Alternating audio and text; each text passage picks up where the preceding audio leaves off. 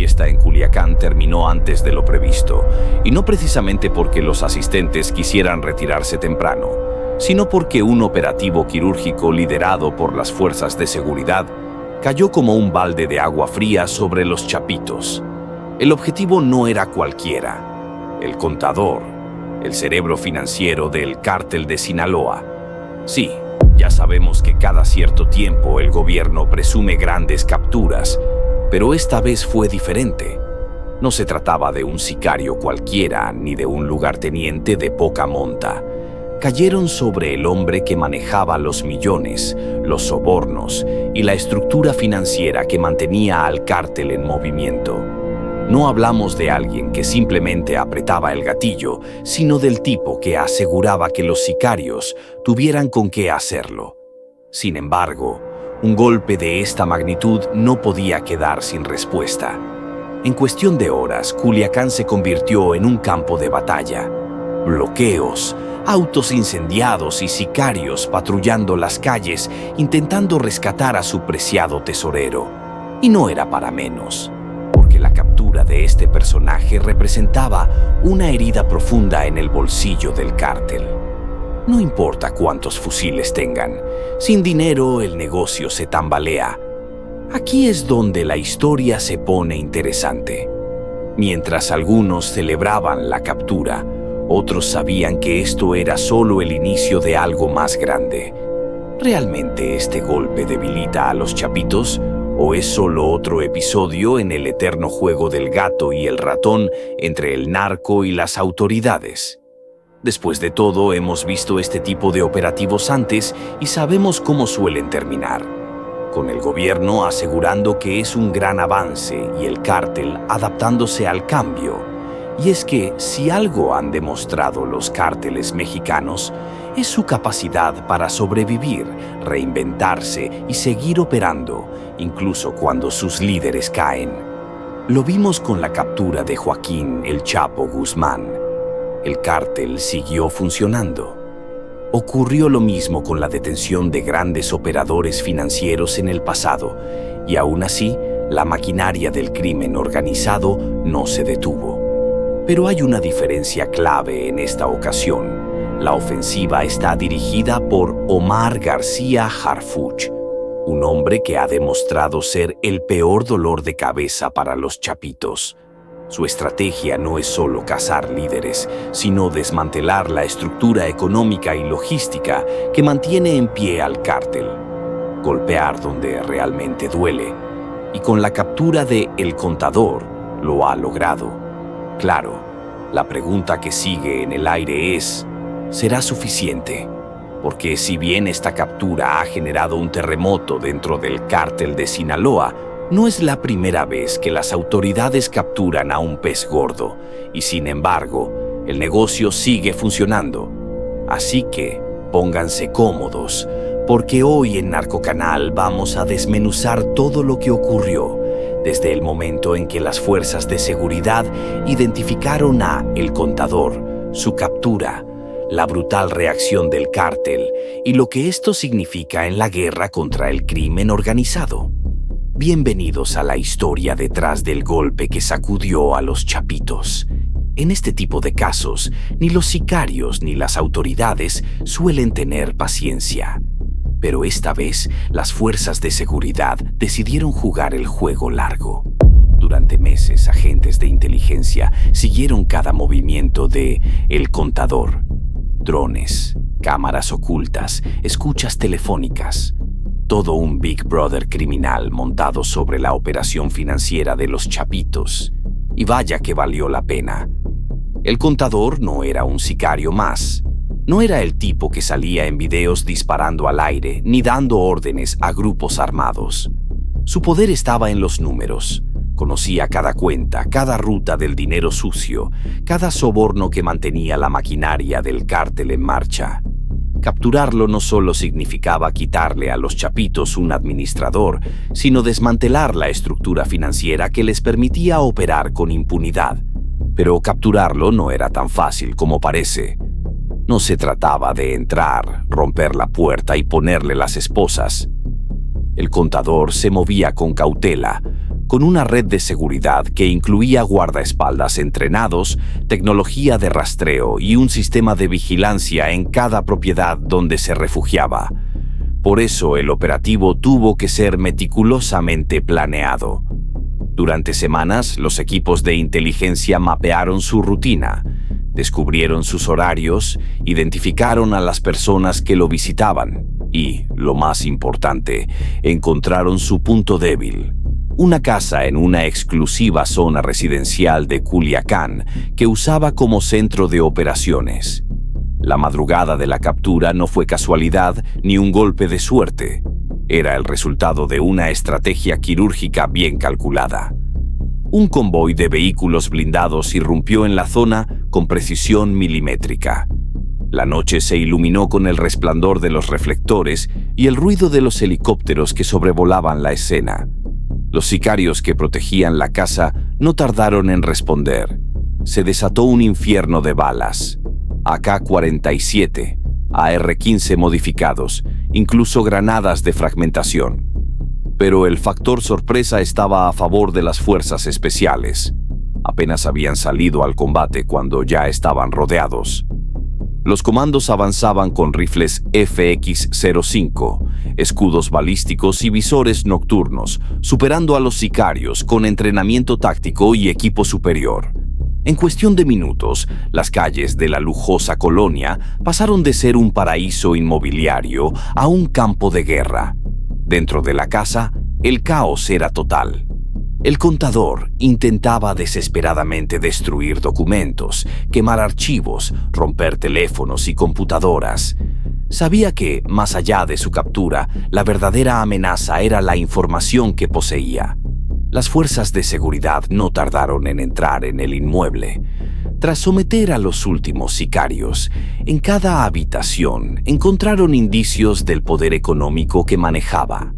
Montones de billetes en efectivo, joyas de lujo, armas personalizadas con incrustaciones de oro y una montaña de documentos que revelaban transacciones millonarias. El contador había creado una red financiera internacional, con cuentas en paraísos fiscales, transferencias disfrazadas como inversiones y empresas fantasma utilizadas para lavar dinero a gran escala. Su captura no solo afectaba la economía del cártel, sino que ponía en riesgo a una extensa red de políticos, empresarios y operadores financieros que dependían del flujo constante de dinero ilícito. A pesar de sus intentos por borrar evidencia, los agentes de inteligencia lograron recuperar información crítica. Computadoras, discos duros y teléfonos incautados contenían mensajes encriptados que podían revelar más nombres clave dentro del cártel. Cuando finalmente los comandos lo encontraron en una habitación segura dentro de la casa, su expresión lo decía todo. Sabía que su captura significaba un golpe devastador para la organización. No intentó resistirse. Había perdido la partida. El equipo de seguridad lo esposó y lo sacó de la propiedad bajo estrictas medidas de precaución. Sabían que el cártel intentaría cualquier cosa para liberarlo. Afuera el ambiente era de tensión máxima. Helicópteros sobrevolaban la zona. Vehículos militares bloqueaban todas las salidas y un escuadrón de seguridad protegía la ruta de evacuación. No había margen para errores. Mientras tanto, en el centro de mando, Omar García Harfuch observaba cada detalle del operativo. Sabía que la captura de El Contador era solo el comienzo de una escalada en la guerra contra los chapitos. Y tenía razón. La noticia de la detención corrió como pólvora.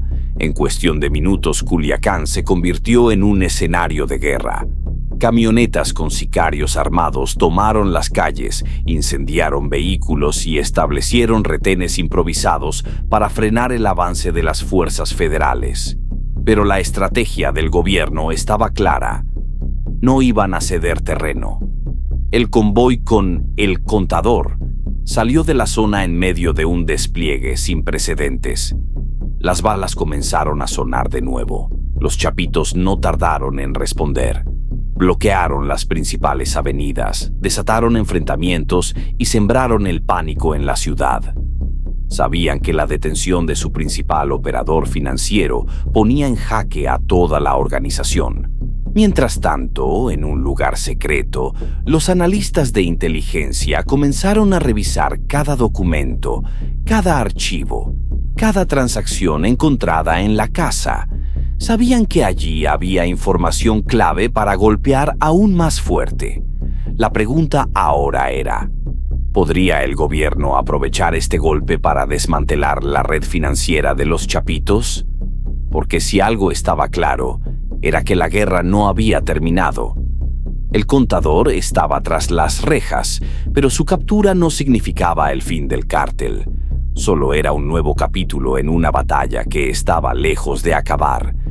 Si algo hemos aprendido en esta interminable guerra entre el narco y el gobierno, es que, por cada golpe que se da, hay una respuesta inmediata y brutal. Y si alguien pensaba que la captura de El Contador iba a pasar desapercibida, estaba terriblemente equivocado. Los Chapitos no tardaron en reaccionar.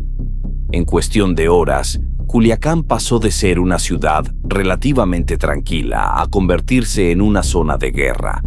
Camionetas con sicarios armados bloquearon las salidas de la ciudad y comenzaron a disparar al aire, sembrando el terror entre la población. El mensaje era claro: no iban a permitir que las autoridades se llevaran a su operador financiero sin dar pelea. Los primeros reportes indicaban que grupos armados habían establecido retenes en distintas avenidas. Algunos vehículos fueron incendiados para bloquear el paso de las fuerzas de seguridad, mientras que en otras zonas de la ciudad se registraban enfrentamientos esporádicos entre sicarios y elementos del ejército.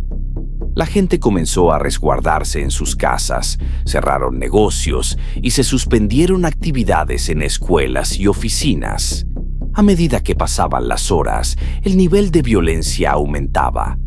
Videos comenzaron a circular en redes sociales, mostrando camionetas con hombres fuertemente armados, patrullando las calles, disparando al aire y obligando a conductores a descender de sus vehículos, los cuales posteriormente incendiaban. El caos era total. Las fuerzas de seguridad, que ya habían previsto una respuesta violenta por parte del cártel, diseñaron una estrategia para mantener el control. En lugar de dispersarse y tratar de sofocar los ataques en distintos puntos, establecieron una línea de defensa en los accesos clave de la ciudad y en los puntos más vulnerables, evitando caer en la misma trampa del Culiacanazo de 2019, cuando el gobierno se vio obligado a liberar a Ovidio Guzmán ante la presión del cártel. El operativo para sacar a El Contador de Culiacán se convirtió en una carrera contra el tiempo. Mientras el convoy con el detenido intentaba salir de la ciudad, el cártel hacía todo lo posible por detenerlos. Sicarios interceptaban calles, instalaban retenes y se comunicaban entre ellos para coordinar ataques. En algunos puntos, las fuerzas federales fueron emboscadas y se registraron tiroteos que se prolongaron durante varios minutos. Los helicópteros de la Marina sobrevolaban la ciudad, brindando apoyo aéreo a las tropas en tierra. Cada movimiento era monitoreado en tiempo real desde el centro de operaciones, donde los comandantes evaluaban las rutas de escape más seguras. Sabían que cualquier error podía costarles caro. En medio del caos, comenzaron a circular rumores de que el gobierno había perdido el control y que, al igual que en 2019, se verían obligados a liberar a El Contador. Esto solo aumentó la confianza del cártel, que redobló esfuerzos para evitar que su operador financiero fuera trasladado fuera del estado. Sin embargo, las fuerzas de seguridad estaban decididas a no ceder. La orden era clara. El Contador debía ser entregado a la Fiscalía General de la República, sin importar el costo. Se activó un protocolo de emergencia y se ordenó el despliegue de refuerzos en distintas partes del país para evitar que los ataques del cártel se extendieran a otras regiones. Los enfrentamientos continuaron durante toda la noche. En varias colonias, sicarios disparaban contra patrullas e incendiaban estaciones de policía. En otros puntos, grupos armados secuestraban autobuses y camiones para atravesarlos en las avenidas, bloqueando la salida del convoy que trasladaba a El Contador. Pero a pesar de la resistencia del cártel, el operativo siguió avanzando. La estrategia de las fuerzas federales se basaba en el uso de vehículos blindados y escoltas aéreas que mantenían una vigilancia constante sobre la ruta de escape. Cada vez que un grupo de sicarios intentaba interceptar el convoy, eran repelidos con fuego de alto calibre desde tierra y aire. A medida que avanzaba la madrugada, los ataques comenzaron a disminuir.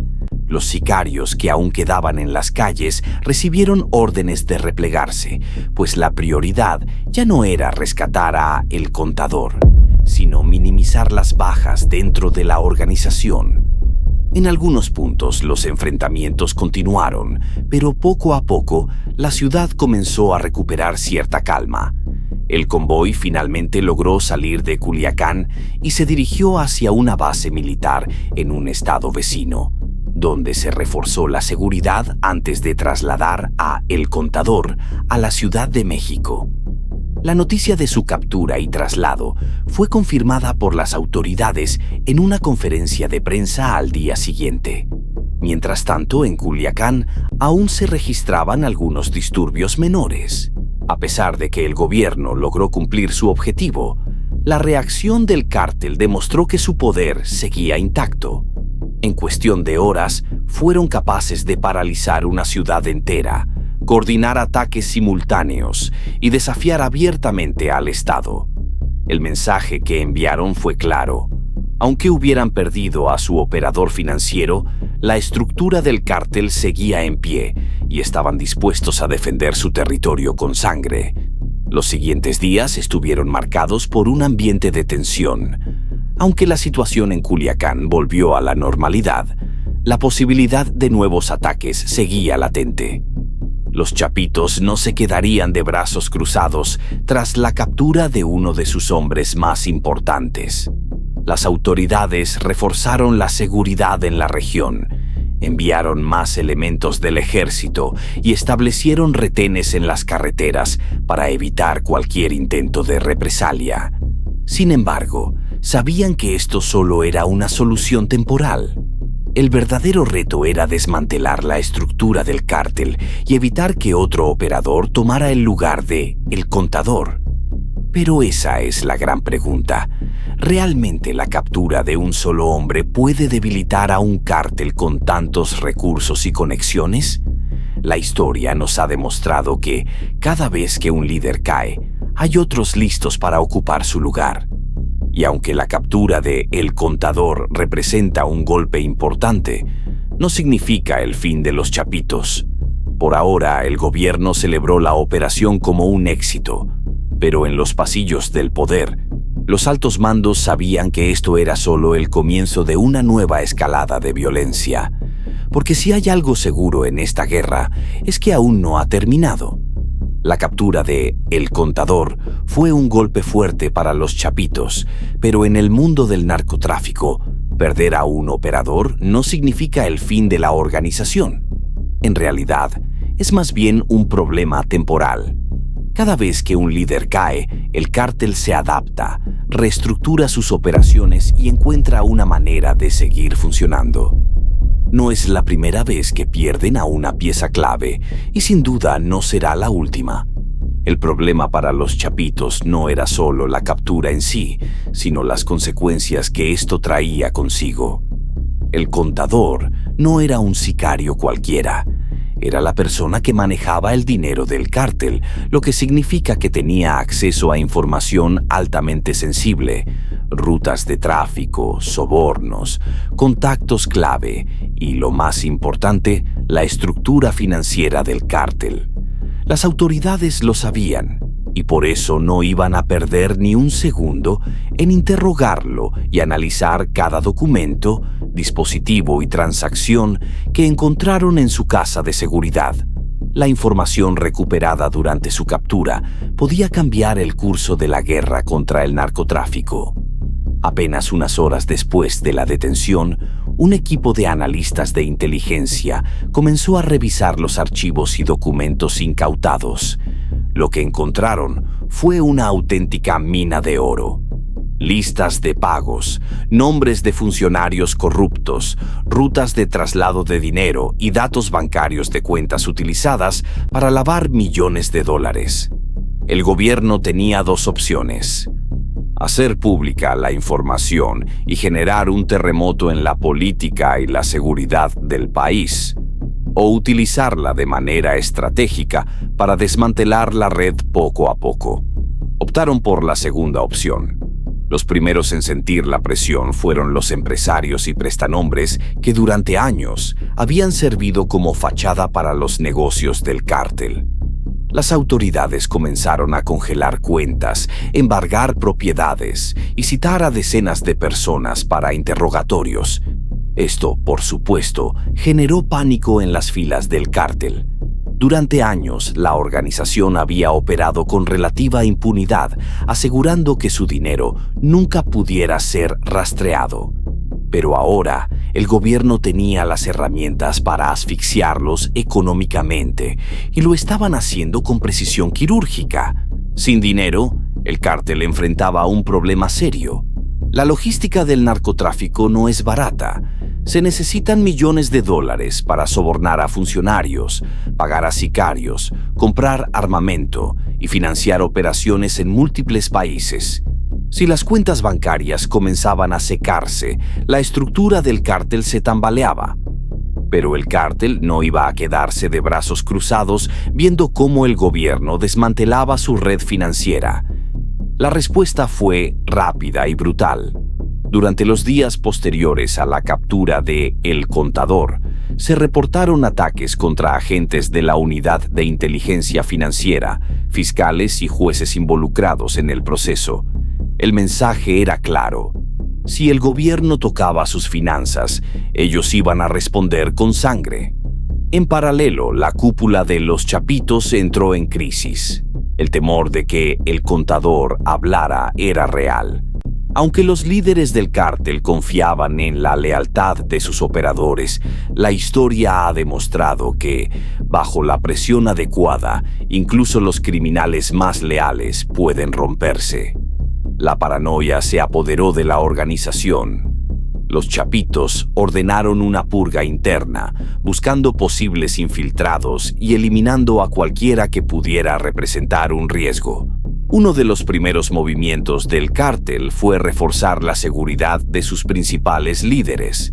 Se trasladaron a ubicaciones más seguras, reforzaron sus anillos de protección y evitaron cualquier tipo de comunicación digital que pudiera ser interceptada. También cambiaron sus métodos de transporte y almacenamiento de dinero. Si antes confiaban en transferencias bancarias y prestanombres para lavar dinero, ahora comenzaron a regresar a métodos más rudimentarios. Mover millones de dólares en efectivo a través de rutas terrestres y marítimas, difíciles de rastrear. Pero a pesar de sus esfuerzos por mantenerse fuera del radar, las fuerzas de seguridad ya habían comenzado una cacería contra los operadores financieros restantes del cártel. Uno a uno, los principales operadores comenzaron a caer. Algunos fueron capturados en operativos en diferentes partes del país, mientras que otros simplemente desaparecieron, víctimas de la propia violencia interna del cártel. El golpe a la red financiera de los Chapitos se extendió a nivel internacional. Las autoridades en Estados Unidos y Europa comenzaron a rastrear cuentas y bienes ligados a la organización. Empresas en paraísos fiscales fueron intervenidas y algunos de los principales socios del cártel en el extranjero se vieron obligados a cortar lazos para evitar represalias legales. Para los Chapitos, la situación era cada vez más delicada. La caída de El Contador no solo representaba un golpe económico, sino un golpe directo a la confianza dentro de la organización. Las operaciones diarias del cártel se volvieron más complicadas. Los pagos a sicarios comenzaron a retrasarse, las rutas de tráfico se vieron comprometidas y los líderes enfrentaban una presión sin precedentes. En respuesta, el cártel trató de recuperar parte de su flujo de dinero, aumentando su producción y distribución de drogas. Incrementaron la fabricación de fentanilo y metanfetaminas, expandiendo sus operaciones a nuevas regiones y tratando de recuperar terreno perdido en el mercado internacional. Pero esto solo generó más atención de las agencias de seguridad. El gobierno intensificó los operativos en laboratorios clandestinos y puntos de distribución clave. Algunos miembros del cártel comenzaron a cuestionar si la guerra con el gobierno valía la pena. El miedo a ser capturados, traicionados o asesinados se convirtió en una constante. Mientras tanto, las autoridades no perdían el tiempo. Con cada captura obtenían más información sobre la estructura del cártel y sus operaciones. La estrategia del gobierno era clara: desmantelar la organización poco a poco, atacando sus finanzas, eliminando a sus operadores y forzándolos a cometer errores. La pregunta no era si los chapitos podían recuperarse del golpe, sino cuánto tiempo podían seguir resistiendo antes de colapsar por completo. Porque aunque el cártel aún tenía poder y recursos, cada día la presión era mayor y la captura de más operadores clave parecía inevitable. Y con cada pieza que caía, el cerco se estrechaba aún más. Los días de impunidad parecían estar contados. Pero en el mundo del narcotráfico, nada es seguro. Porque si algo ha demostrado la historia, es que cuando un cártel está contra las cuerdas, siempre encuentra una manera de pelear. Desde que comenzó la guerra entre los chapitos y las fuerzas de seguridad, la violencia en México ha alcanzado niveles nunca antes vistos. Cada captura importante, cada enfrentamiento y cada golpe financiero ha tenido repercusiones inmediatas en la estructura del cártel. Pero lo que diferencia la captura de El Contador de otras detenciones es el impacto a largo plazo. Este no era un sicario de alto perfil ni un líder visible del cártel, pero su trabajo era igual de importante. Manejar el dinero del narcotráfico no es solo un negocio, es la columna vertebral que mantiene en marcha la maquinaria criminal. Sin dinero no hay sobornos, no hay armamento, no hay sicarios. El gobierno lo sabía y también lo sabían los chapitos. Por eso, a pesar del impacto inmediato que tuvo la captura de su operador financiero, el cártel comenzó a moverse de inmediato para recuperar el control. Sabían que no podían permitir que el Estado les arrebatara sus recursos sin dar pelea. Sin embargo, lo que antes parecía una respuesta rápida y bien organizada, ahora parecía más una serie de reacciones desesperadas. La primera acción del cártel fue intentar recuperar la mayor cantidad de dinero posible antes de que las autoridades congelaran todas sus cuentas. Movieron millones de dólares en efectivo, cerraron negocios que usaban como fachadas y trasladaron activos a otras partes del país e incluso al extranjero. Pero el gobierno ya estaba un paso adelante. En cuestión de días, la unidad de inteligencia financiera había detectado cientos de transacciones sospechosas, bloqueando cuentas bancarias y desmantelando redes de lavado de dinero en tiempo récord. Sin dinero, la situación dentro del cártel comenzó a deteriorarse rápidamente. La lealtad en el narcotráfico no es algo garantizado, y cuando el flujo de dinero se interrumpe, las alianzas se debilitan. Sicarios dejaron de recibir pagos puntuales, proveedores de armas comenzaron a exigir el pago por adelantado, y algunos de los socios del cártel en otras regiones comenzaron a distanciarse para evitar verse involucrados en la caída financiera de los chapitos. Pero el mayor problema no venía desde fuera, sino desde dentro. Las tensiones entre los distintos líderes del cártel comenzaron a crecer. Algunos veían la captura de El Contador como un golpe del que podrían recuperarse, pero otros lo consideraban una señal de que el liderazgo de los Chapitos estaba fallando. Las dudas se convirtieron en sospechas, y las sospechas en paranoia. El temor a la traición dentro del cártel llevó a una purga interna. En cuestión de días, varios operadores de confianza desaparecieron. Se sospechaba que algunos habían sido eliminados bajo órdenes directas de los jefes para evitar filtraciones de información. Otros simplemente decidieron huir antes de que su destino fuera decidido por alguien más. Mientras tanto, las fuerzas de seguridad no daban tregua. Utilizando la información obtenida de la captura de El Contador, comenzaron una serie de operativos dirigidos a eliminar a los operadores restantes de la red financiera del cártel.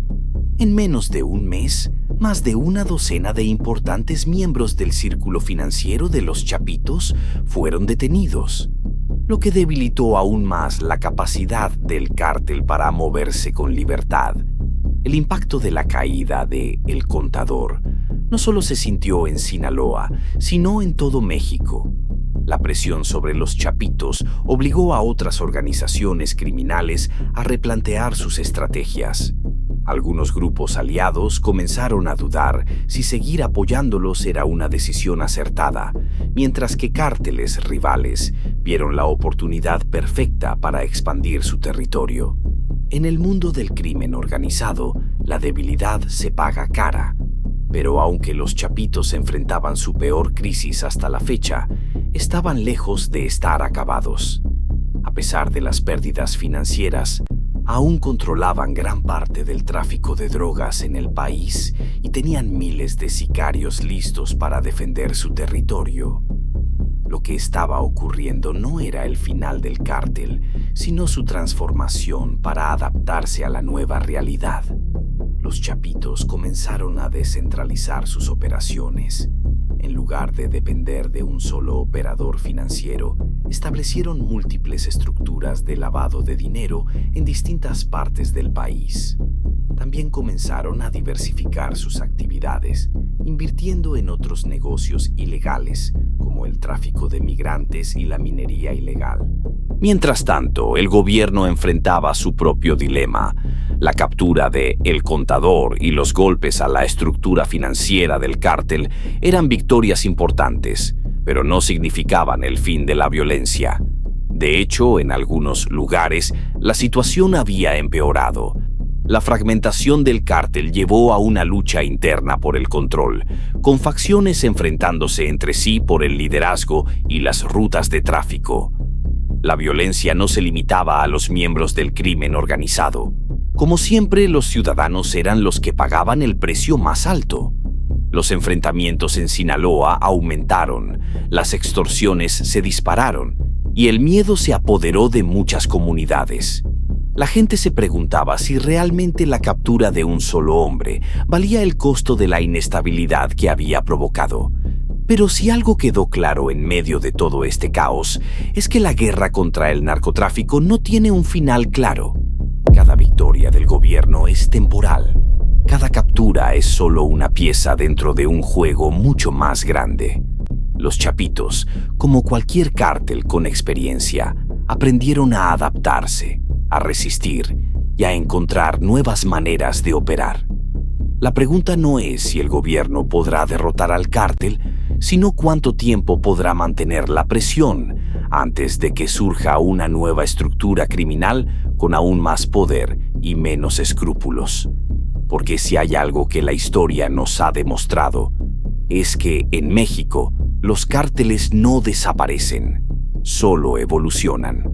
Los Chapitos lo saben y también lo sabe el gobierno. Porque aunque hoy el Estado celebra la captura de El Contador como un triunfo en la lucha contra el crimen organizado, en algún lugar, en este mismo momento, el próximo operador financiero del cártel ya está tomando su lugar. El ciclo nunca se detiene, porque en el mundo del narcotráfico, la guerra nunca termina. Así que ahí lo tienen. La captura de El Contador ha sacudido las bases de los chapitos y ha puesto al gobierno en una posición de ventaja. Pero la historia nos ha demostrado una y otra vez que el narcotráfico no se detiene con la caída de un solo hombre.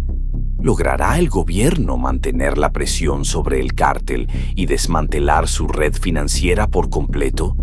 ¿O será solo cuestión de tiempo antes de que un nuevo operador tome el control y todo vuelva a la normalidad en el bajo mundo del crimen organizado? Lo que es seguro es que la guerra entre los chapitos y las fuerzas de seguridad está lejos de terminar. La violencia continuará, las estrategias seguirán evolucionando y las calles seguirán siendo el campo de batalla de esta lucha interminable. Por ahora solo queda esperar y ver cuál será el próximo movimiento de ambos bandos. Si te gustó este análisis y quieres seguir al tanto de lo que ocurre en el mundo del narcotráfico, no olvides suscribirte y darle like al video.